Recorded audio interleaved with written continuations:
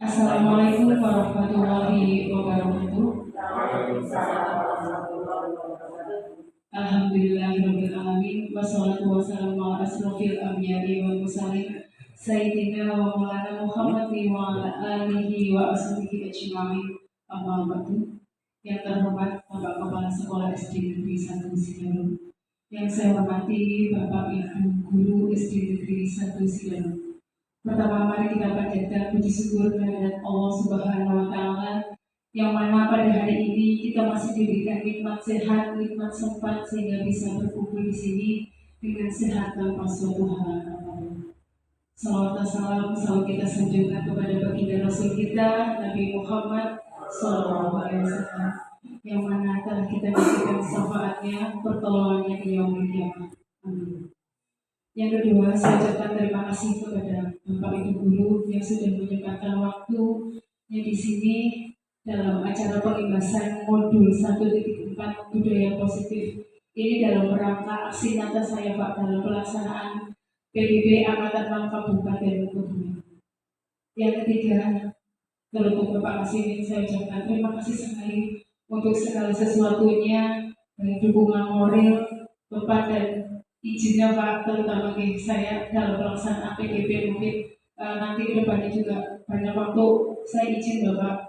Saya ucapkan terima kasih sekali Bapak untuk segala sesuatunya. Mudah-mudahan kita semua selalu dalam lindungannya, selalu berkah, selalu rezekinya banyak rezeki dan panjang umur. Juga dukungan dari Bapak Ibu semua, saya terutama untuk melaksanakan ini, karena untuk melaksanakan PDP ini saya banyak jatuhnya Bu, terutama ibarat kata saya sedang berjalan, belajar berjalan nih, saya lagi bukan merangkak tapi malah jatuh terus Pak. Minta doa restunya, mudah-mudahan saya sampai terakhir nanti saya bisa melaksanakan PDB dengan lancar, dengan sehat, tanpa suatu halangan apapun, dan ilmu yang saya dapat nanti saya bisa ketularan ke teman-teman, terutama untuk perkembangan sekolah ini. Selanjutnya, sebelum kita masuk ke pengibasan ini, saya ada sebuah video, nanti Bapak Ibu tonton terlebih dahulu Ibu. Nanti untuk sebelum masuk ke sini saya ada sebuah video untuk ditonton.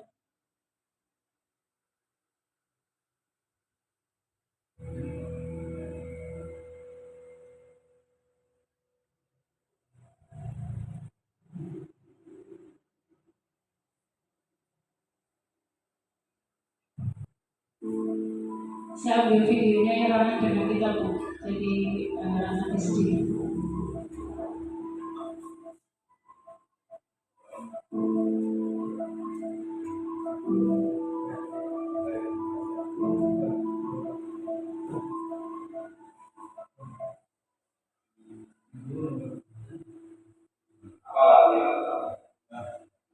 Dan kamu berdiri sampai dan nama saja.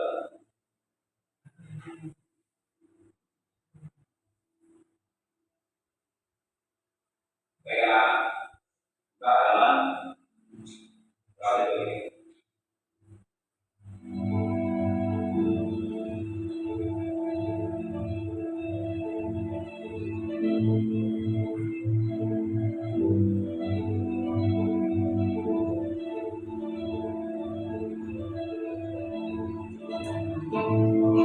Jadi ini video tiap hari kita Pak, tiap hari dihukum oleh gurunya. Apa rasanya kau? Sekarang apa rasa kemarin?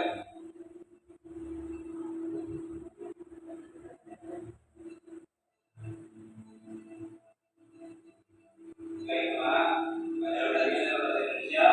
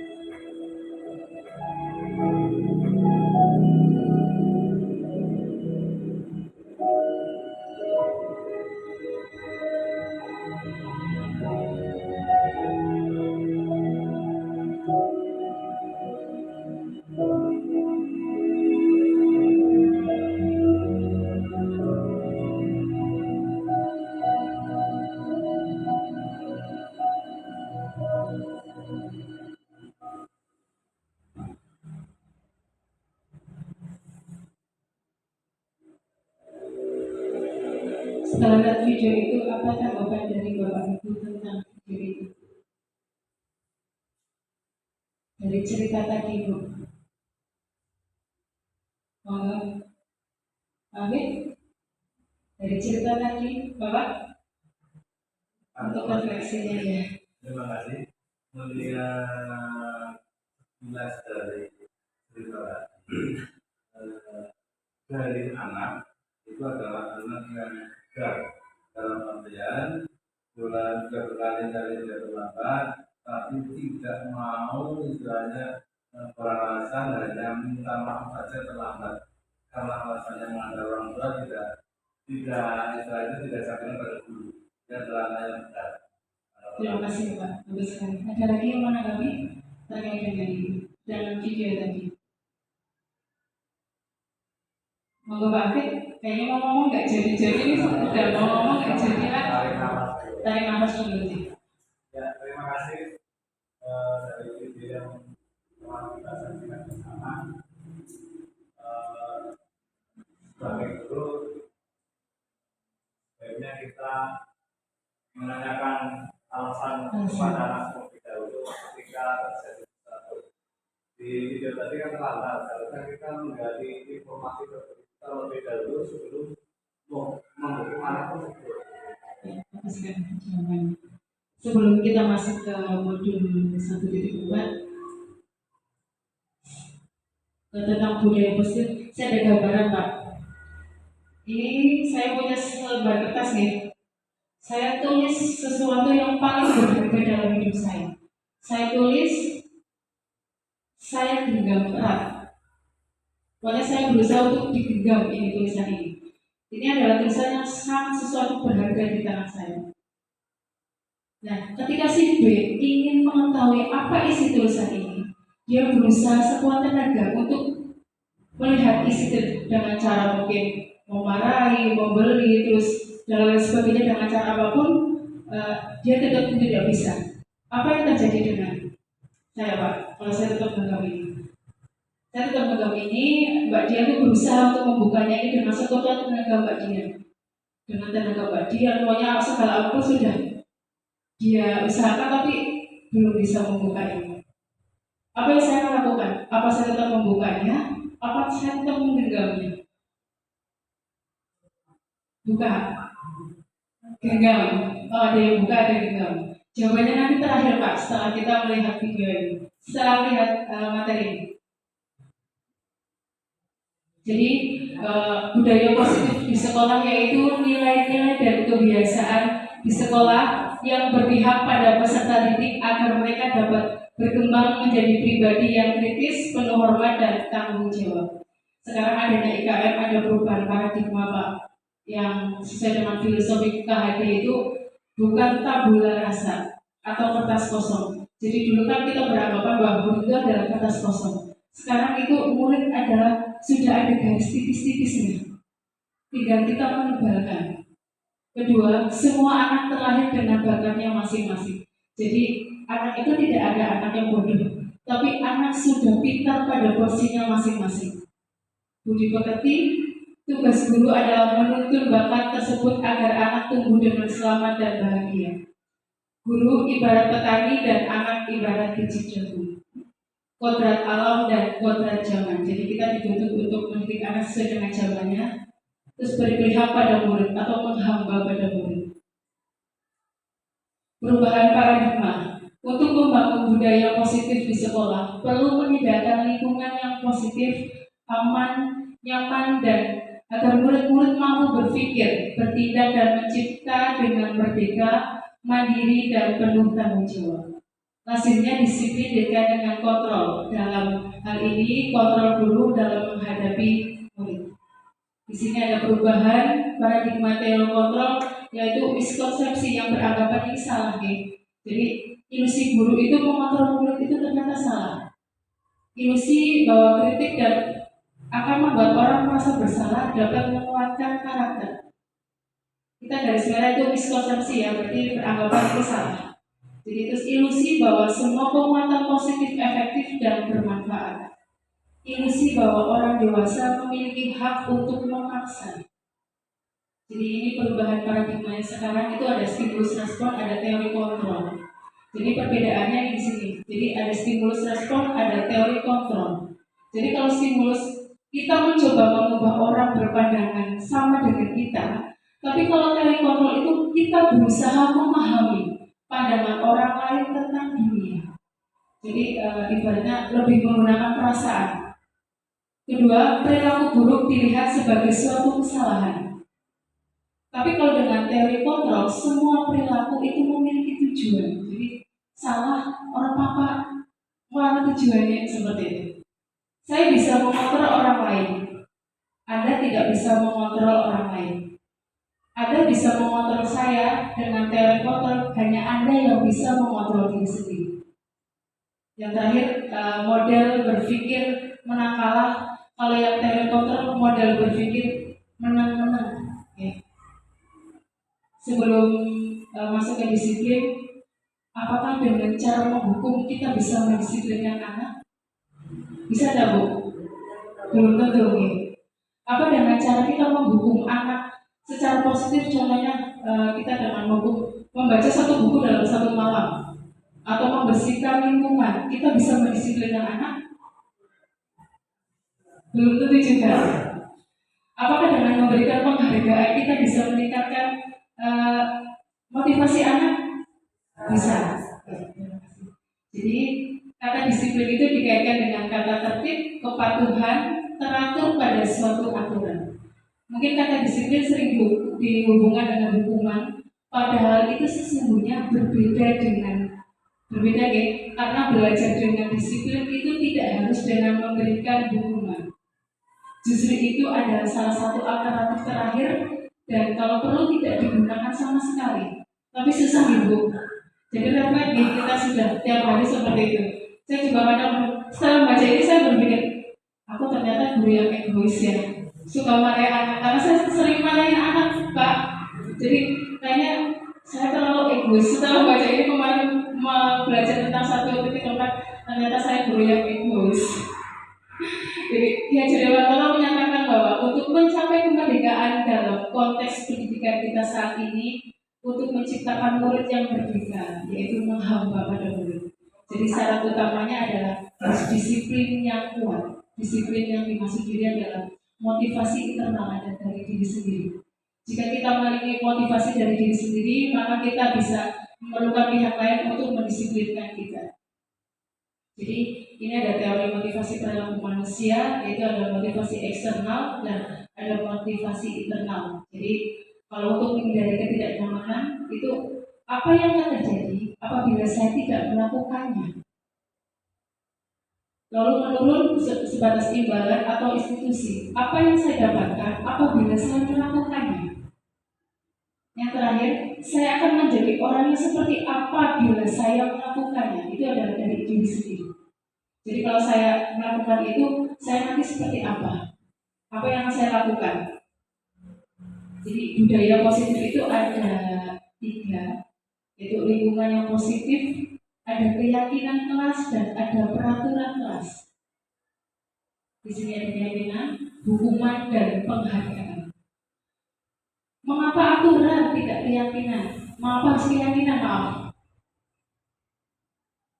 Mengapa tidak peraturan saja, harus keyakinan kelas?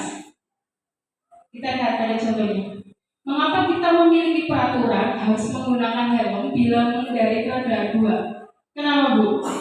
Untuk apa? Untuk keamanan, ada tujuannya. Oke. Mengapa kita memiliki peraturan 3M menggunakan masker, mencuci tangan, dan menjaga jarak 1,5 meter? Untuk apa? Menghindari, ini untuk apa? Untuk kesehatan kita. Oke. Mengapa kita memiliki peraturan harus datang tepat waktu pada saat mengikuti pelatihan? Ajaran apa ini Pak? Disiplin. Jadi kalau keyakinan kelas berarti ada keyakinan bahwa ya betul. Jadi harus ada apa ya? Intinya akibat dari perbuatan.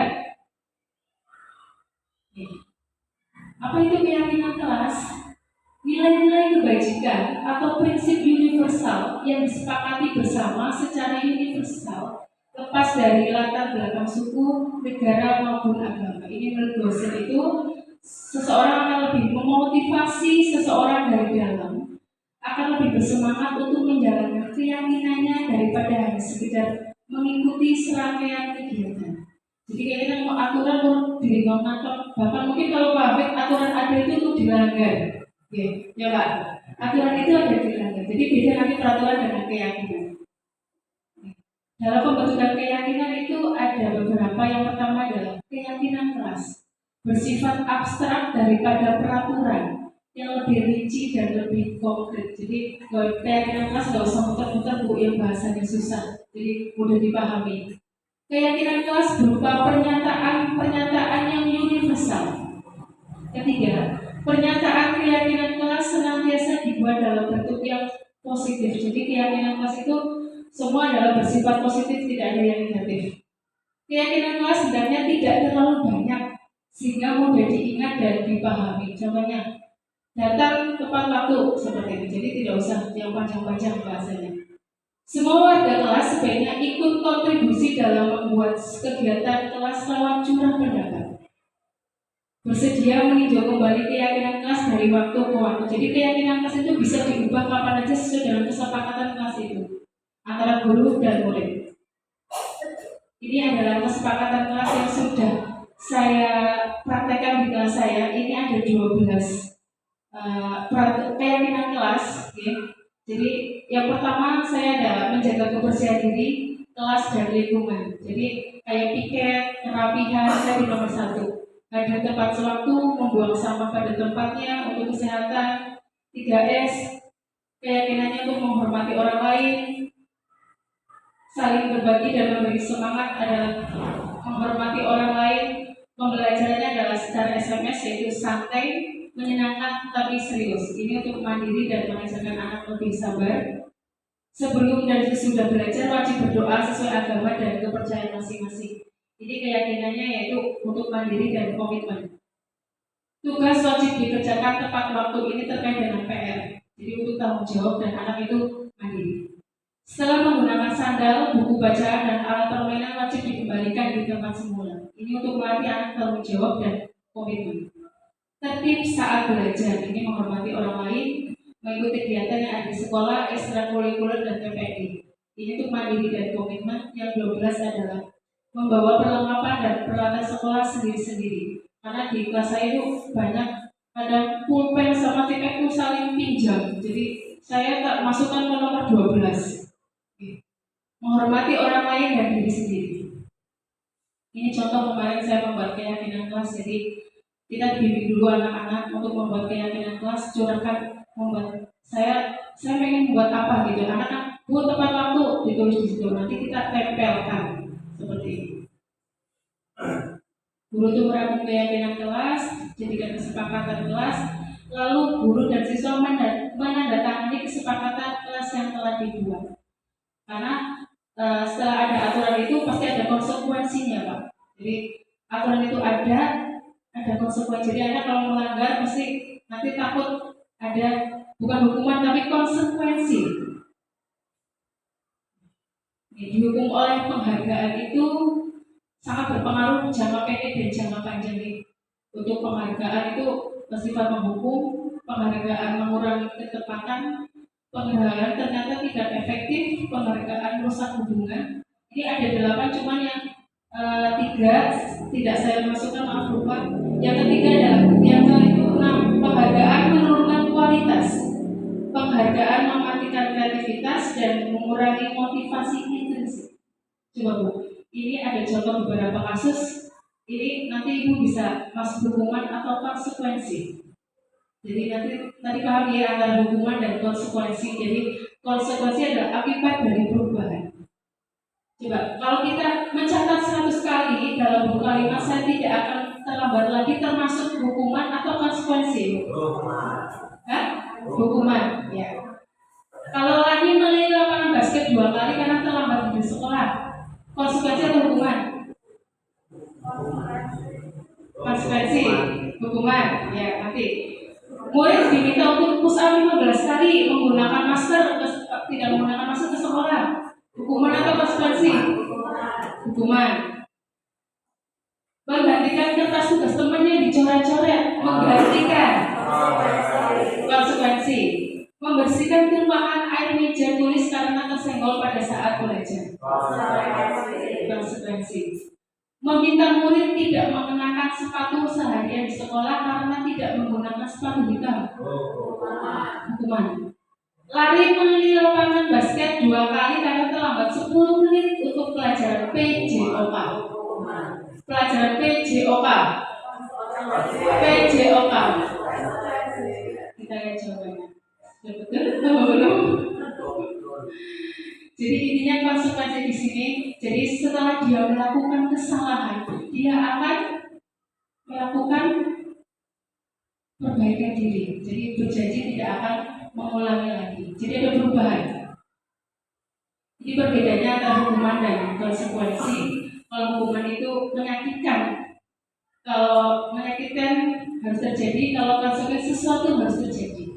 Jadi kalau hukuman membuat anak sakit, kalau konsekuensi membuat anak itu tidak nyaman dalam waktu jangka pendek.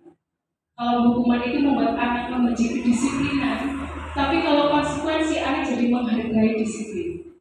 Kalau hukuman paksaan, kalau di sini ada stimulus. Itu kalau ada hukuman mendorong anak menyakiti diri sendiri, kalau di sini menyesuaikan diri. Konsep diri yang buruk, kalau konsekuensi konsep diri yang rusak. Ini perbedaannya. Jadi beda dia antara hukuman sama konsekuensi ya.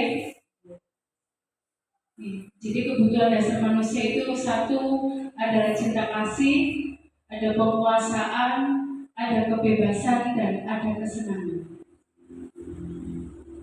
Kita ada kasus. Ini ibu dari guru kelas 4 SD Makmur sedang bingung menghadapi ulah salah satu murid di kelasnya. Agus namanya. Beberapa anak telah datang dan mengeluhkan Agus itu seringkali meminta bekal makan siang mereka dengan secara paksa. Jika Anda menghadapi seperti ini, seperti ibu dari, apa yang Anda lakukan? Dengan cara apa? Manggil atau langsung domai, Bu? Atau gimana? Mencari tahu penyebabnya, ya. Kenapa suka mengambil makanan? Ya. Menurut Anda, kira-kira mengapa Agus melakukan itu sesuai dengan ini konsep dasar manusia? Ada penguasaan, ada kesenangan. Ada beberapa hal di sini, ada beberapa hal Agus melakukan itu. Satu, mungkin dia lapar ya. Jadi jika dia lapar dan orang tuanya tidak membawakan bekal siang, berarti dia hanya kebutuhan hidup. Jika jawabannya aku senang, jadi pemerhatian dia, jadi kebutuhannya adalah kasih sayang. Jadi kalau aku merasa hebat karena temannya jadi takut akibat tadi direbut ya, jadi itu harus pengakuan atau kemampuan saya itu hebat. Jika dia bosan, bekal yang dibawakan ibunya berarti kebutuhan akan pilihan. Kalau jawabannya Agus iseng aja atau menikmati ekspresi wajah, kalau lihat temannya kesel gitu ya, itu adalah kebutuhan kesenangan. Jadi senang batin itu kesel gitu. Jadi atas pertanyaan tadi, maaf hilang, salah pencet maaf.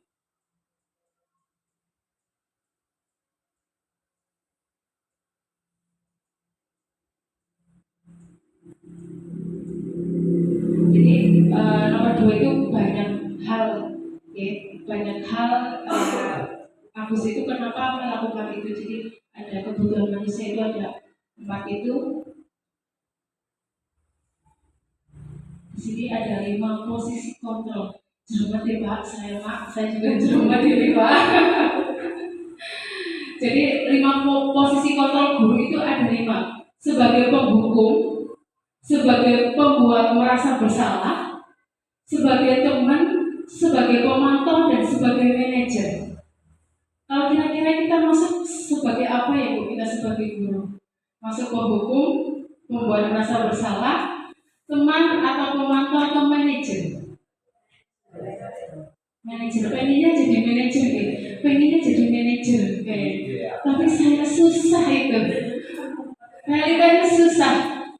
Kadang saya sebagai penghukum, kadang sebagai pemantau teman dan sebagainya sesuai dengan kondisi. Tapi adanya modul ini kita diharapkan adalah sebagai manajer.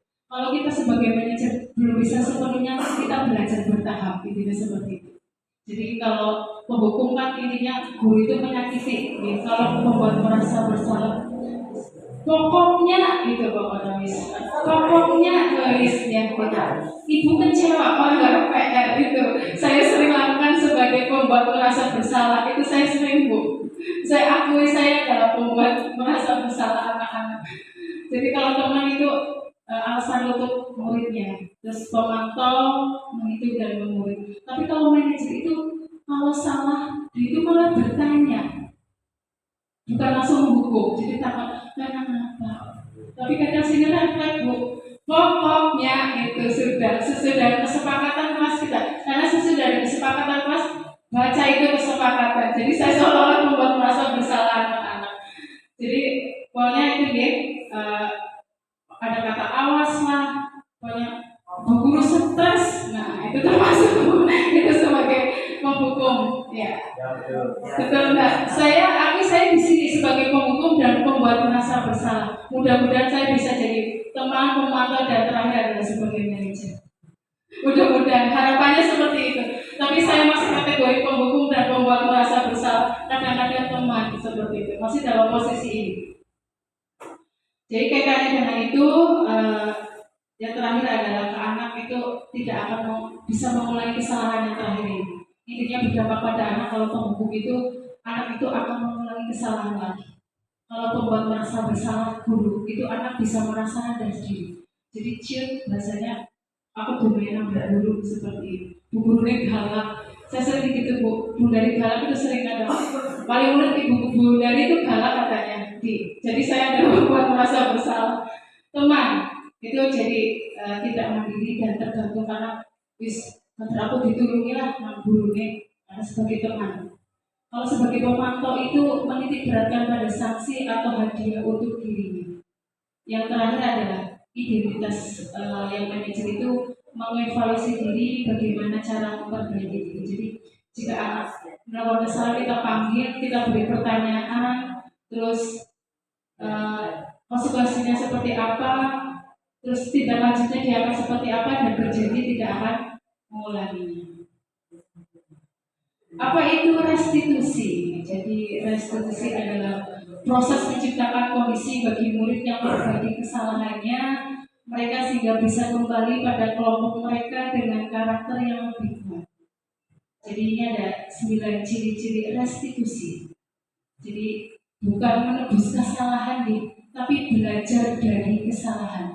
Jadi dihukum sebagai tebus kesalahan itu bukan, tapi kita belajar supaya tidak mengulangi lagi. Kedua, memperbaiki hubungan. Jadi berorang kesusuan, tidak ada dusta di antara kita, itu memperbaiki hubungan. 3, tawaran atau bukan paksaan. Jadi seolah kita rangkul tadi sebagai manajer itu tadi. Restitusi menuntut anak melihat ke dalam diri. Jadi untuk koreksi diri. Jadi aku ternyata salah. Jadi anak seolah saya salah. Jadi bukan disalahkan, tapi memang anak sadar akan kesalahannya. Yang keenam, restitusi diri adalah cara yang paling baik untuk memperbaiki diri. Fokus pada karakter bukan tindakan. Jadi merubah karakter anak yang tadinya mungkin telat jadi tidak telat, yang tadinya tidak mandiri jadi mandiri.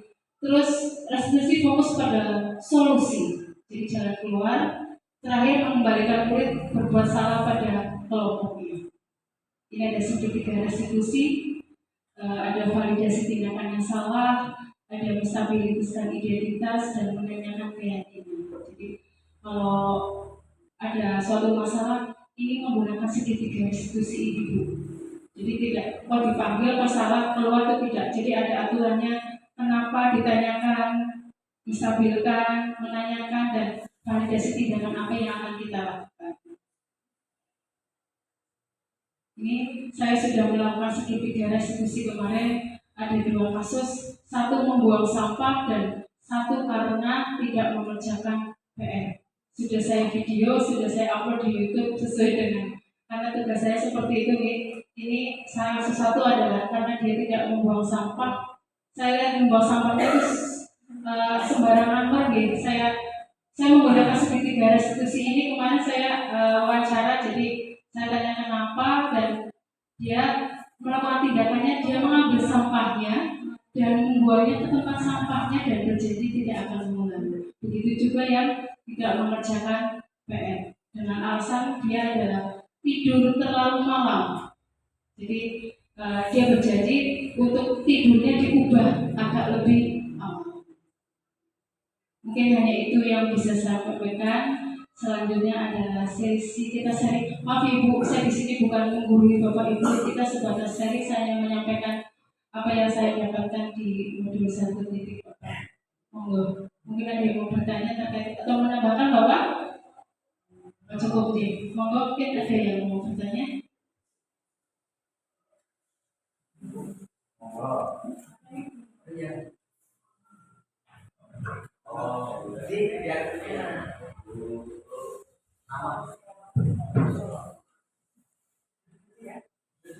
Oh, duduk aja nggak? Terima kasih. Yang akan saya tanyakan hubungannya dengan keyakinan kelas dan peraturan sekolah. Oke, apakah dengan adanya keyakinan kelas bisa mengubah atau menghilangkan peraturan sekolah? Terima kasih. Terima kasih. Jadi tadi pertanyaannya yaitu apakah ada keyakinan kelas itu akan merubah aturan yang ada sudah di sekolah? Tidak Ibu. Jadi justru malah anak itu lebih yakin dengan keyakinan yang sudah disepakati. Oke. Jadi intinya jika anak melakukan kesalahan, justru teman yang satu tadi aku kudu wasos jangan sampai melakukan kesalahan karena ada konsekuensi tadi.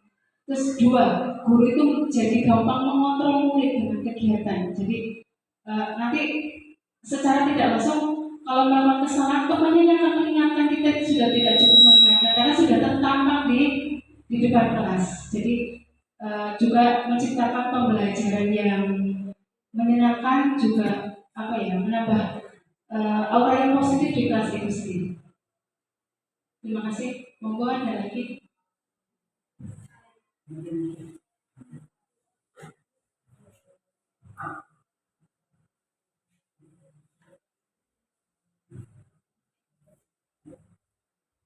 Terima kasih. Saya mau bertanya tentang apa dari keyakinan kasih itu apa dampak dari pembentukan keyakinan. Terima kasih. Jadi dampak bagi guru dan murid adanya keyakinan kelas.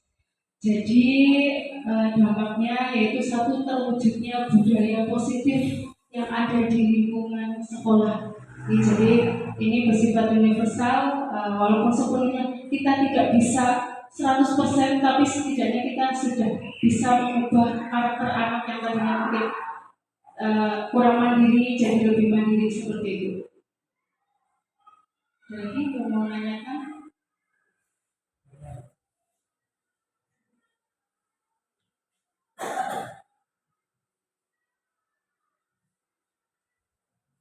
Yang mau saya tanyakan adalah bagaimana cara membuat keyakinan kelas.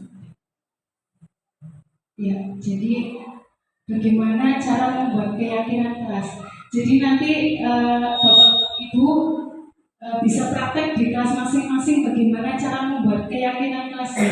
Yang pertama itu nanti Bapak Ibu tuh pertama harus orientasi kepada siswa bahwa betapa pentingnya keyakinan kelas itu untuk memperlancar proses pembelajaran. Terus kedua, kita bikin jadi dulu dengan anak. Kapan mau membuat kesepakatan? Terus guru di situ sebagai pemimpin, okay? Guru itu sebagai pemimpin dalam kesepakatan. jangan ikuti murid, maksudnya seperti itu. Terus kedua, guru itu harus mampu menampung ide gagasan dari murid. Jadi nanti murid itu menulis satu-satu dikasih kertas, Bu, dia menuliskan mau bikin keyakinan apa yang bisa merubah dirinya. Mungkin karena dia sering telat, dia membuat hadir tepat waktu. Nah, jadi masing-masing anak nanti mau ada 20, nanti ada 20 kertas itu. Jadi terus nanti umpan balik harus kita lakukan. Jadi guru harus memberikan umpan balik, hasilnya nanti disimpulkan. Jadi ada 20 anak itu mungkin A sama B itu sama. Jadi tidak ada, bukan 20 kesepakatan bisa kurangi lagi. Jadi dipersimpel lagi untuk kesepakatan itu. Juga konsekuensinya harus ada, Bu.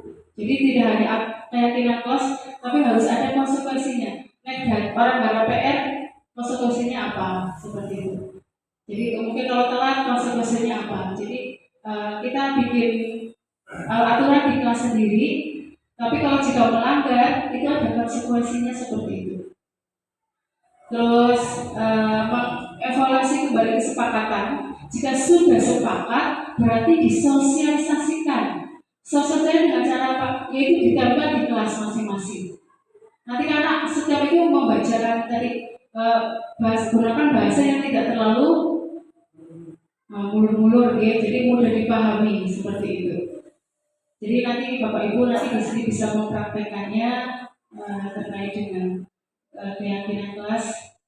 Bisa Ibu? Bisa nih. Jadi tadi saya coba 12 karena menurut saya 30 banyak, Bu. Jadi ada 30 pemikiran harus saya simpulkan menjadi 12. Oke. Yang merasa nggak ada PR ya bikin itunya nggak ada PR gitu. Jadi seringnya saya nggak ada PR, Bu, saya sering sebagai guru merasa bersalah di situ tadi saya sering menilai karena masalah PR, Bu. Jadi bukan masalah benar atau salah, tapi anak itu bertanggung jawab seperti itu. Mungkin ada lagi Bapak mau menambahkan dengan ini? Pak Warno, Bu masih?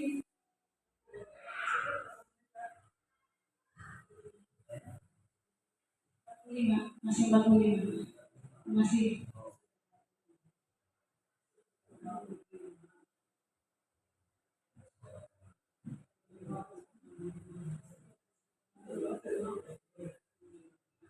Ini saya tonton video lagi ya, Pak. Jadi ada video tentang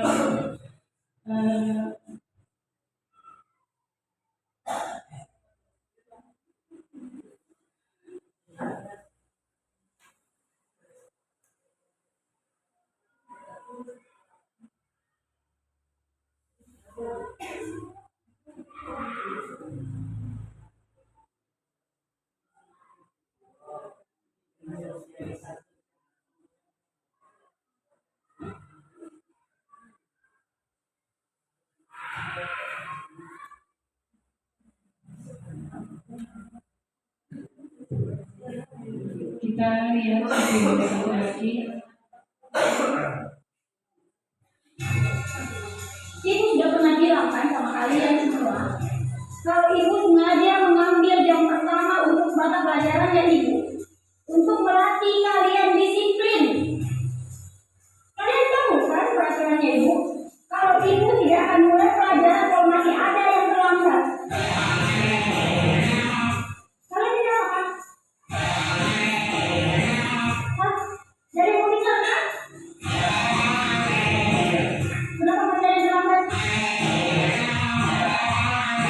Kalian mana? Kalian di mana? Itu sudah bilang, si ibu tidak akan mulai pelajaran kalau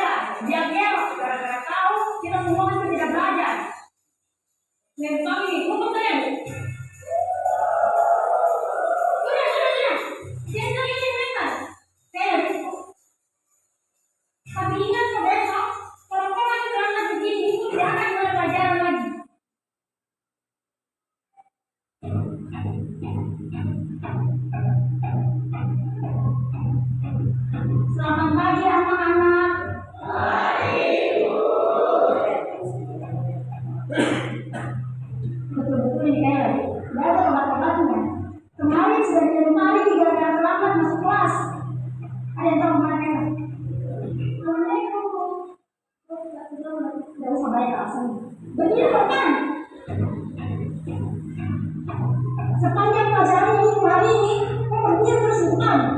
Udah terlambat sih.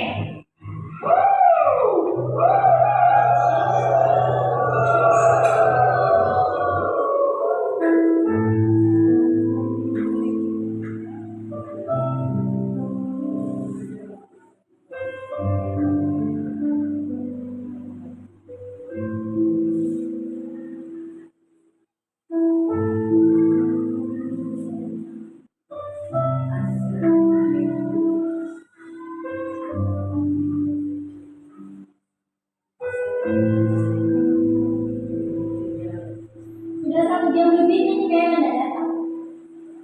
Kira-kira dia tahu kemana kayak? Mungkin hari ini tidak masuk ibu, karena aku tidak kasih surat ke orang tuanya.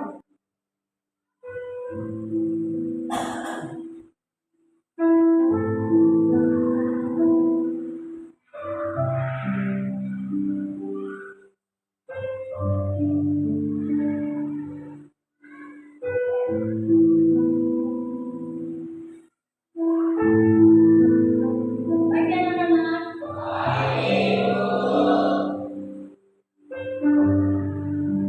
Masuk ke kelas. Dan terlalu mau lagi. Kelas depan. Kenapa? Berdiri kok. Hari ini siapa nggak terlambat tuh? Tapi masuk ke ibu. Kok nggak masuk kok? Sekarang jelaskan kok kepada kita semua di sini. Kenapa kok selalu terlambat dan malah kemarin kok nggak masuk? Kayla, jelaskan kok. Jangan kok. Kayla. Maafkan tak teman-teman. Karena dari saya, kalian semua nggak belajar. Hari pertama, saya terlambat. Karena mamaku yang menjaga.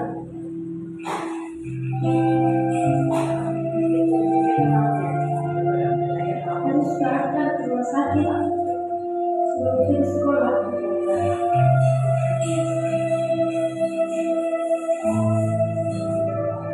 Hari kedua, kita lambat ke sekolah karena harus ke rumah sakit setelah memakan dengan mamaku dari sini sekolah.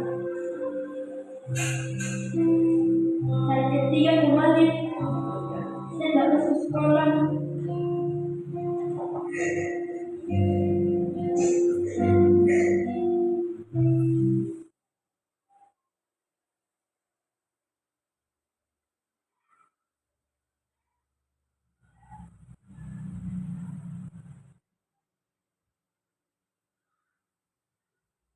Gimana waktu?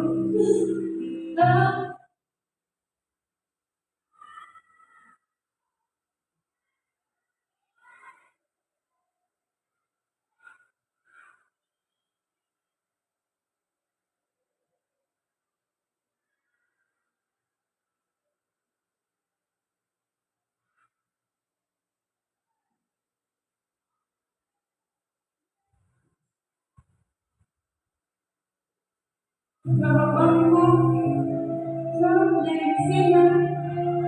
Bapak tak masuk sekolah ini.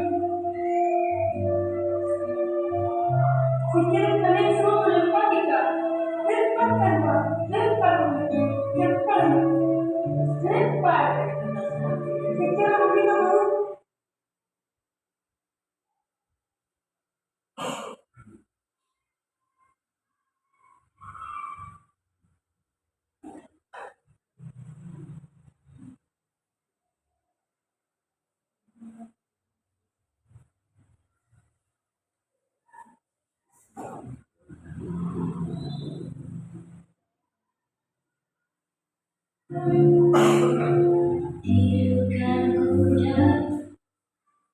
Dari lihat video tadi itu, guru tadi sedang 5 posisi kontrol itu sebagai apa?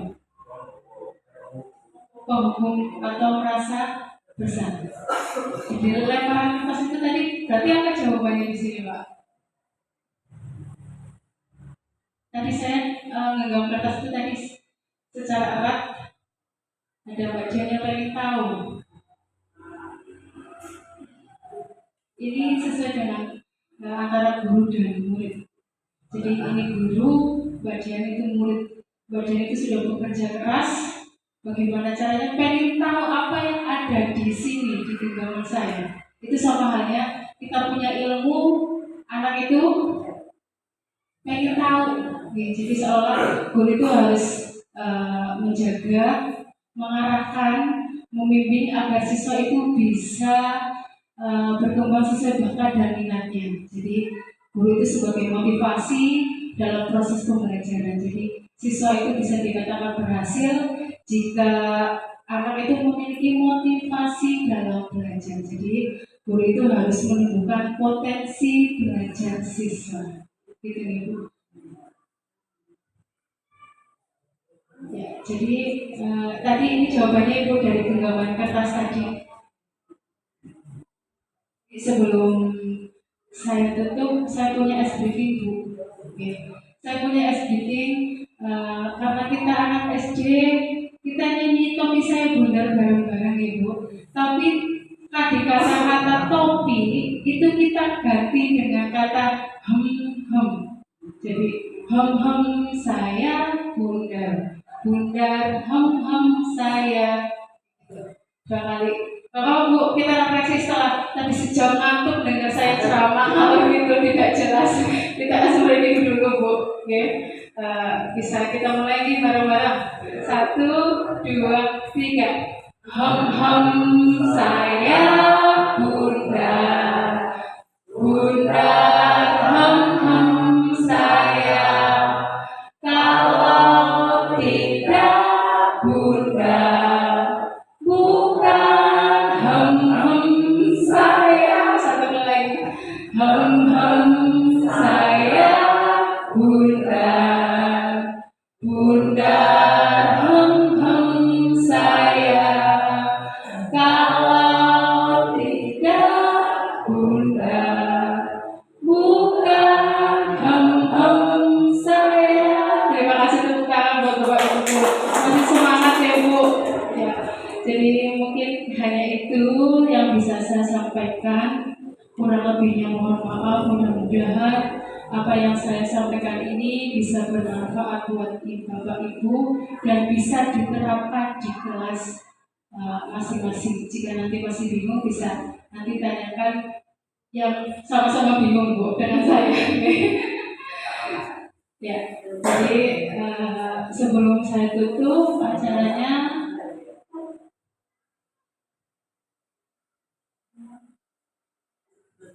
ada pantun buat Bapak Ibu guru. Di kota Berlin banyak melati putih buat seremoni. Semua audien yang kami hormati, terima kasih sudah menyimak presentasi kami. Ya. Terima kasih. Demikian presentasi dari saya. Kurang lebihnya saya mohon maaf. Wabillahi taufiq wal hidayah. Wassalamualaikum warahmatullahi wabarakatuh. Waalaikumsalam.